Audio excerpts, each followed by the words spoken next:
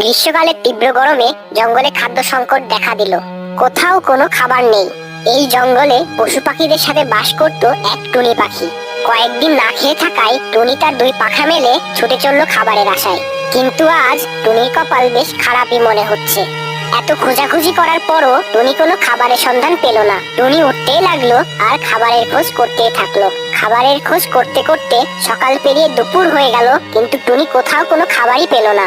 রোদ থেকে বাঁচতে একটু বিশ্রাম নিতে সে বসে পড়লো একটি গাছের ডালে। চারিদিকে এত খোঁজাখুঁজি করে তো কিছুই পেলাম না। এদিকে ক্ষুধার জ্বালা তো আর সহ্য করতে পারছি না। কোথায় যাব আর কোথায় গেলেই বা খাবার পাবো? এত ক্ষুধা লেগেছে যে মনে হচ্ছে একটা আস্ত হাতি ধরে খেয়ে ফেলি। যাই, ওই বনে গিয়ে খাবার খুঁজি। এখানে বসে থাকলে তো আর আমার কাছে খাবার হেঁটে হেঁটে আসবে না। কিছুক্ষণ পর টুনি আবার খাবারের খোঁজে বেরিয়ে পড়লো। এদিকে বনের অন্য সব পশু পাখিদের সাথে বাস করতো এক চালাক শিয়াল। কিন্তু সে আজ খাবারের জন্য কিছুই খুঁজে পায়নি। তাই এখনো পর্যন্ত কোনো চালাকিতেই কাজ হয়নি। তারও বেশ ক্ষুধা পেয়েছে। সেই সকাল থেকে দুপুর হয়ে গেল, তাও খাওয়ার জন্য কিছুই পেলাম না। কোনো চালাকিতেই কোনো কাজ হলো না। ক্ষুধার জ্বালা তো আর সহ্য করতে পারছি না। যাই, ওই সামনের জঙ্গলে গিয়ে দেখি কিছু খাবার সংগ্রহ করতে পারি কিনা। ওইদিকে টুনি উঠতে উঠতে একটা গাছের নিচে এক টুকরো মাংস দেখতে পেল। সে তো মহা খুশি। টুনি গিয়ে বসলো মাংসের টুকরের পাশে।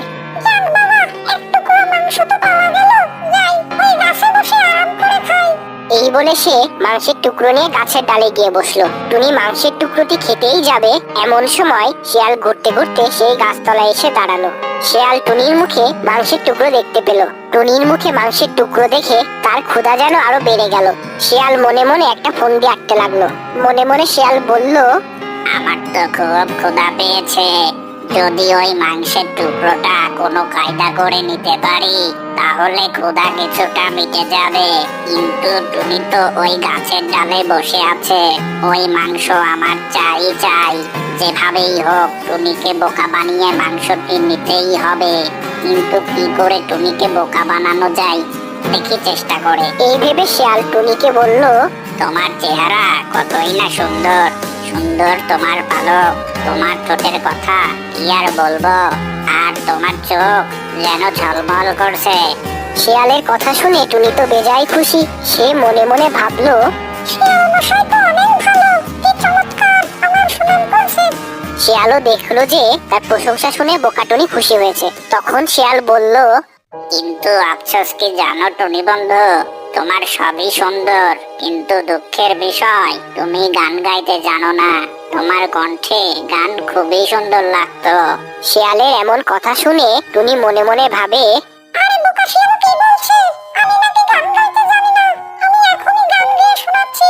দেখ আমি কি চমৎকার গান গাইতে পারি। যেই না টুনি গান গাইতে শুরু করলো, মাংসের টুকরো গেল নিচে পড়ে।